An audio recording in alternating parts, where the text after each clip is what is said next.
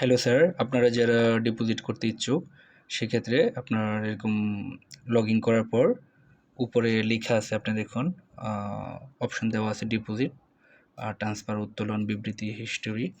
So আমি ডিপোজিটে এরকমভাবে চাপ দিলাম। এরকমভাবে আপনারা চাপ দেবেন। চাপ দেওয়ার পরে এরকম আসবে Bangladesh Commerce Bank, Bank Asia, bKash আসবে। বিকাশের কিছু নাম্বার দেওয়া আছে, সব সেন্ড মানি করবেন, এগুলো সব পার্সোনাল নাম্বার। নগদেরও পার্সোনাল নাম্বার দেওয়া আছে। সেক্ষেত্রে আমি আমার নগদে ডিপোজিট করব। আমি নগদের নাম্বারটা এভাবে কপি করব। কপি করার পর এরকমভাবে আমার ফোনে যে নগদ আছে, আমি আমার ফোনের নগদ অপশনে যাব। এই যে আমার নগদে যে নগদ করার পর এখান থেকে একটা স্ক্রিনশট নেব। নেওয়ার পর আমি আরও আমার এখানে যাব। যাওয়ার পর এখানে যত টাকা নগদ করব, স্ক্রিনশট নিয়েছি যত টাকা, ওই টাকার অ্যামাউন্টটা লিখব। এখানে আমি টাকার পরিমাণ লিখছি 500 টাকা, আমি নগদ করব 500 টাকা। তারপর এখানে মেইন ওয়ালেট লেখা আছে। তো এখানে আপনি চাইলে কোনো কিছু সিলেক্ট করা লাগবে না, এখানে মেইন ওয়ালেটের মধ্যে চাপ দিবেন। তারপর এখানে বলা হয়েছে যে আপনি কোন ধরনের ব্যাংকিং করছেন। আপনি তো অবশ্যই ওয়ালেট থেকে করছেন, তাই না? তো এখানে সিলেক্ট করবেন, একটু নিচে যাবেন, দেখুন লেখা আছে ওয়ালেট। এখানে ওয়ালেট এরকম চাপ দিবেন।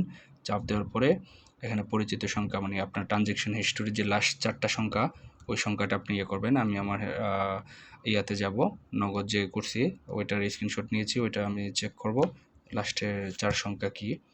সো আমি দেখতেছি ট্রানজ্যাকশন হিস্টোরি লাস্টের 4 সংখ্যা হয়েছে EZT6 EZT6।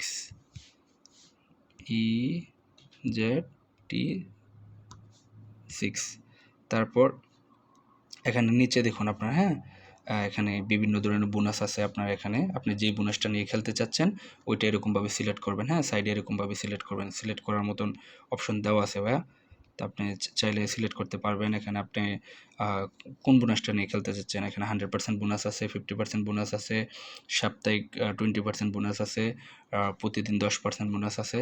আপনি যদি কোনো বোনাস না নিয়ে সব ধরনের গেম খেলতে চাচ্ছেন তাহলে এখানে লেখা আছে যে কোনো বোনাস নেই, নো বোনাস।